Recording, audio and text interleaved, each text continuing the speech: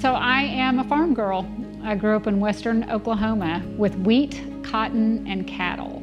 Had about 500 acres there. I had two older brothers, two great parents who were both educators. My father was a journalist and a writer, but decided to take us all back from Texas and go live on the family farm in Oklahoma.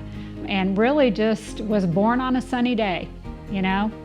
A great life, hardworking farm girl. You know, I ended up marrying my college sweetheart, and that was when I was 28, which was basically an old maid for my age. But we started putting the puzzle pieces of our life together. And he is a middle school teacher, and I was a corporate marketing person for Chicago Tribune for over 20 years. And really just had a great upbringing. Absolutely no trauma, no issues whatsoever. Fast forward to the time I am 48, and 8 years ago it all came undone. And you know, I've had loss in my life. I lost my mother when I was 28 years old. I lost my brother when he was 52. I lost my father. I've had loss in my life, but honestly, all of it was just like a fraction compared to what was to hit us in 2012. We have two boys, and they're 18 months apart, and their names are Riley and Connor. And we always just said they were like best friends who just happened to be brothers. You know, honestly, like they could not have been more close. And I'm not even sure my son, Riley, realizes even how close they were. But, you know, Connor would just follow him around and just admired his big brother immensely. And, you know, they were very different in personality. You know, Riley was more creative and sort of shy. Connor looked like Justin Bieber and was a hit with the ladies, and really just was stupid funny, just ridiculously sarcastic and just hilarious. And we just had a pretty good go of it.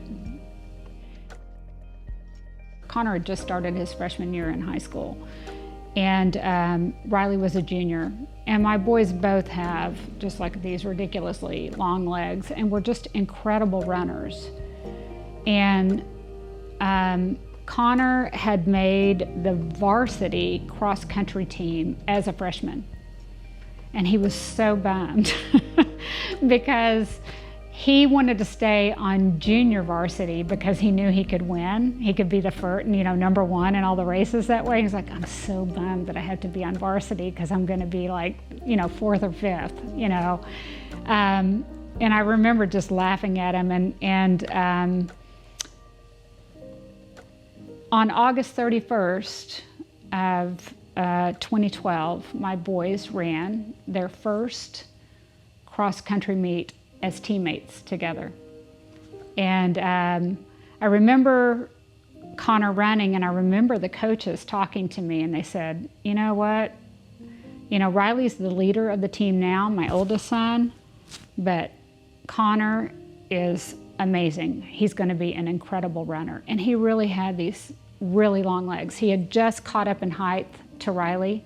You know how your kids are little and they're like this, and then suddenly they become like this? That had just happened. And so it was just a joy. That Friday morning on August 31st was just truly a dream come true for me as a mom. Like, you know, we had worked so hard, my husband and I, to get to this place. Like, this is the sweet spot, right? This is where it all comes together. And I remember Brett and I, my husband and I, literally high-fiving each other. Like, we're here. Like, he's like, we're here, babe. Like, this is it. Like, we are right here. We worked really hard building this the puzzle pieces of our life and putting it all together piece by piece. And it was happening, and it was great. You know, not perfect, but pretty great. And so that day, my oldest son, Riley, who was a junior, finished first in the cross-country meet. And my youngest son, Connor, finished fifth. And 5 is a very big number for me. And in cross-country is a, I don't know if you know much about cross-country, but it's an individual sport, but it's also a team sport. So the first 5 runners dictate, their collective time dictates the team's finish. And then you also get awarded based on your individual time. And because Connor finished 5th, our team came in first that day. And to this day, there's the 5th man award in our district, which is in honor of my son, because he came in 5th and finished so well that day as a freshman. So later that afternoon,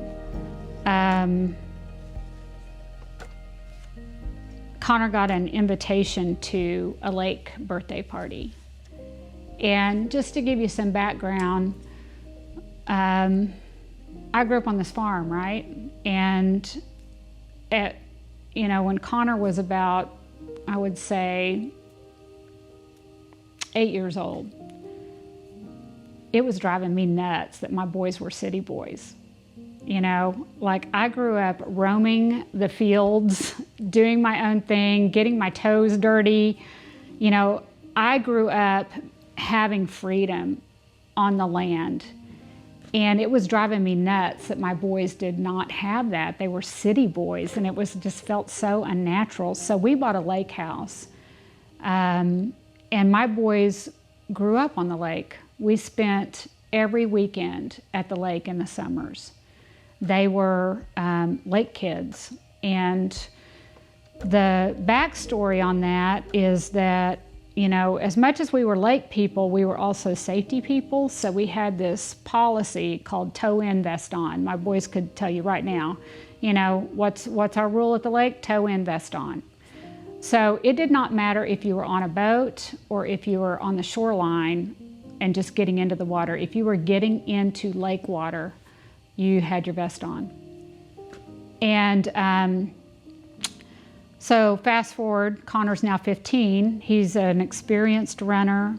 He's a lake kid, having spent the majority of his life on the lake. And he is, he's getting this invitation to this birthday party, and he really wants to go. And it was Labor Day weekend. It was a 4-day weekend. And, you know, there's some kind of jubilation that happens with a long weekend. You sort of just feel like, you know, the whole family does this collective sigh. And, you know, he's 15. And when your kids are 15, you want them to start having their own experiences. You want them to kind of do their own thing. And I, to my everlasting regret, I didn't even call my husband that day to see if he was on board with it. When my son got the invitation to the birthday party, I just immediately said yes. And I went to PacSun that day, and I got him 3 new bathing suits and 3 new bro tanks. And I outfitted him for the whole trip. And that day, he got ready to go, and he was going to meet up with the host family and the 4 other boys at a nearby location. And Riley, my oldest son, agreed to take Connor to the meetup location. And so I'm standing at the door of my garage, and I'm watching Riley back out. Connor's in the passenger seat and Riley's in the driver's seat. And Connor and I had a thing. And it's been this way since he was 5 years old, since his first day of kindergarten. He'd blow me his kiss, and I'd catch it. I'd blow him mine, and he'd catch it. And so he blew me his kiss, I caught it, and I blew him mine, and he caught it. And he left and met up with the family, and that's the last time I ever saw my son alive again. So Connor, the host family, and his friends leave for the lake, and it's rather late in the day when they leave. Like, he met up like at 5:30 or so, and they're driving out to Possum Kingdom Lake, which is a couple of hours from our home. They arrive at the lake pretty late in the day. And, but you know, you get 5 boys around a body of water, and it's a holiday weekend, and guess what? They want to swim. They want to go. And so they asked for permission to swim, and they got permission to swim from the parents, from the host family. And Connor was doing what he had done at our lake, literally not kidding, 1,000 times. You know, he was so accustomed to lakes. He had no fear of open water. He was an excellent swimmer, a water bug. He was a wakeboarder, a skier, a tuber. We were boaters. He knew how to do all of these things really well. So he really didn't have any trepidation about being on the water. And so they were playing follow the leader. And this was a rented lake house. Okay, so I just want to mention this, and this is something that I don't often talk about publicly. But the host family was not a lake family. They were a family that just thought it'd be fun to have our son's birthday party at a lake. Because to most people, water's just really fun. You know, you don't really think about dangers in water. So the boys were playing follow the leader that day, and they were jumping off the top of the boat dock, which was probably, the lake was low that year. It was probably about a 16-foot gap between the lake and the top of the boat dock. And Connor did a flip off the top of the boat dock, and he landed badly. And he did not resurface. And at first his friends thought he was joking around, because he was funny. And I thought he was joking around, and they quickly figured out something is wrong. The parents were not watching. And unlike the thousands of other times that my son had done that jump off the top of our boat dock at our lake house, he was not wearing a life jacket. Life jackets were not required at this birthday party. And a frantic search ensued, and the lake was 20 feet deep. It's a lake. And they had to call a dive team, and my son was found 45 minutes later at the bottom of the lake in the fetal position on his left side. And meanwhile, it's 9 o'clock when he's pulled out. He had jumped in at 8:15. The sun had set that evening at 7:55. So there was just a lot of factors. It was a recipe for disaster that day. You have 5 teenage boys. Their brains are not fully developed. Connor knew our lake rules, but if he's with 4 friends who aren't wearing life jackets and the family in charge is not requiring life jackets, there's no way he's going to put one on. He was comfortable in open water. He had done that jump and that flip so many times before without incident, or if there was an incident, he had a buoyancy device on and he was pulled to the surface. And it was dark. And the family in charge did not have lake experience. So there's just all these factors. It just was absolutely every possible thing that could have gone wrong went wrong. I got a call at 9:15. At this point, my son had jumped in at 8:15. I got a call at 9:15, and it's one of Connor's friends back home, not at the lake. And he said, "Mrs. Gage, this is Greg. I heard there was a problem at the lake." And I instantly, you just instantly as a mom, you're like, "What do you mean there's a problem at the lake?" He's like, "I heard Connor had a problem at the lake." And I was like, "What do you mean?" He's like, "I don't know, Mrs. Gage, but I think there's a problem at the lake. I heard Connor had injured." And so I instantly call the family, and I get nothing. There's no response. There's nothing. I have no information. Finally, on like the third or fourth try, the mother picks up, and she's frantic. And when I hear her voice, I literally dropped to my knees. I dropped the phone, I dropped to my knees, and I pray for the Lord to spare my son, because I know it's bad. And all I hear out of the nonsensical diatribe that's coming through on the other end of the line is the word resuscitation. They're trying to resuscitate. Resuscitate? So, keep in mind the lake's 2 hours away. So I scream for my son, Riley, and my husband is watching all of this unfold in horror, and we drive like insane people out to Mineral Wells. And when we get there, the entire ER is full. It's like we were the last to know. It's so weird. When we get there, everybody is already there. Why are we the last ones there?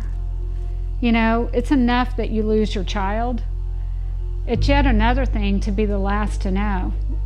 And I'm not saying this out of, I know what drove the actions that night was fear, but I got to tell you, I'll never get over that. I'll never get over it. And then the whole entrance into the hospital, I won't get into this now, but it's the reason I've done first responder training for NSBC. The first question I was asked, I was met out in front of the hospital, and the first question I was asked by the official in charge was, and I didn't know if Connor was dead or alive. He said, do you have accidental death and dismemberment insurance? I was like, and I'm screaming, where is my son? Where is my son? Where is my son? And no one would tell us. No one would tell us. Finally, my husband asked one question, and it was such a shock, that question. He said, is he alive? And I remember, like, as crazy as it sounds now, never once on that trip to Mineral Wells did death enter the picture. I'm not kidding. It is impossible for a mother to absorb the fact that her son may not be breathing. It's not possible. It's like, how bad is it? It's not, is he alive? And so when my husband asked that question, I remember thinking, babe, like, what are you asking? And he said, is he alive? And the doctor said one word, no. And I screamed. I screamed and I screamed and I screamed and I screamed. At the top of my lungs, I screamed. And, that was it. We lost our boy. So I look out on the sidewalk, and my oldest son, Riley, is splayed out, face down, on the sidewalk at 10:30 p.m. Just arms out, legs spread, face down on the sidewalk. He doesn't know how to receive it. And frankly, none of us do. And that's when I remember after that bout of screaming, that's when I remember the first shift of like, my son, I gotta protect my son. And it's a weird thing to mention because just when you're hit with this blunt force trauma, which we were, you think you don't have the capacity to think about anything other than just surviving, but guess what? You do. Because you love something more than yourself. And Riley, I got to take care of Riley instantly. It was instant Riley. And we drove back the 2 hours, the longest drive of my life. Riley only said one thing, honestly, for about 6 months to me about his grief. And that was that he said, I don't want to be an only child.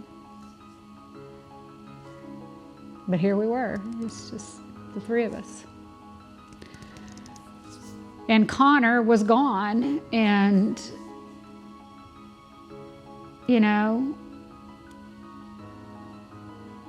there's no getting used to that even now.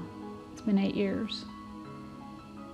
And when you spend 15 years saying Riley and Connor, Riley and Connor, Riley and Connor, Riley and Connor, your whole life it's been Riley and Connor. And then Connor's not here. It's Riley and then it's just Riley. And so, C.S. Lewis has this quote after his wife died in the book A Grief Observed, which is one of my favorite grief books, and he said, her absence is like the sky spread over everything. That is precisely how it is. There's not one nook or cranny that has not been touched by Connor's absence. We were profoundly changed. Our ecosystem changed, our way of life changed. Everything was touched by Connor's death. Nothing was the same. And I sat in my grief, and I sat in my grief, and then I walked. I bet I walked every day 5 miles in my own house in a circle, from my living room to the dining room to the kitchen, living room, dining room, kitchen, living room, dining room, kitchen. I walked, and I walked. And I said, I'm so sorry, baby. I'm so sorry, Connor. I let him down. It's my job to protect him. And I let him down. I didn't make sure he was protected that day. It's the first and only time I had let my son go to the lake with any other family. First and only time, and he died because I didn't do my job. I'm so sorry, baby. I'm so sorry. In terms of Connor's culpability in this, he bears none. And I don't say that just because he's my son. It is not Connor's responsibility as a 15-year-old to make adult decisions. He's a 15-year-old. Just like you wouldn't put your kid in a car and say, have at it. You have a responsibility as an adult to foresee the problems that they cannot see. So I put no responsibility on Connor. I put responsibility on myself and on the adults who were in charge that day. And I'm so glad that we're talking about this point, because frankly, drowning in general, there's a lot of victim blaming. And, especially if it's an older person, if it's I have so many people who said to me, why didn't he just wear his life jacket? Because he's 15. And his friends aren't wearing a life jacket. Why wasn't he wearing a life jacket? Because the people in charge of him, myself and the host family, did not require him to wear a life jacket. We have to be responsible for our kids, even when our kids look like adults. Even when our kids are physically fit and probably could kick our butts in a fight. You know, we have to protect our children, even if our children are teenagers. So I don't place any responsibility on Connor. In terms of creating change among teenagers themselves or the parents of current teenagers, I have accepted the fact that I am probably just going to be throwing seeds. And the people who are willing to take those seeds and let them take root into a safety plant, so to speak, then I'm satisfied with that. But the real change maker in that equation is let's change it culturally as parents when the babies are in our bellies. Desmond Tutu has this quote that says, at some point, you got to stop pulling people out of the river and go upstream and figure out why they're falling in. And when I say upstream, I'm talking about young moms and dads. So when we're talking about a culture of water safety, we're investing in them early on, that your job isn't done just when you check the I've taught my child how to swim box. You have to realize that the risk is actually greater when that child is 15 years old. And you have to make sure that that child is wearing a buoyancy device of some kind, and you have to ingrain that in them, both by example, by you wearing your life jacket, and also by embedding in their head the same way you say, don't cross the street without me, don't take candy from strangers. You know, all the things that we warn our children about, you have to do it earlier. So the way I've come to terms with that is I'm telling Connor's story knowing that it's not going to be received completely by his peers or even the parents of his peers. But where I really am focused is on those young moms and dads. Because if we can start to create a cultural change in terms of water safety being a risk, the risk that it is, we may have a prayer of changing this down the road.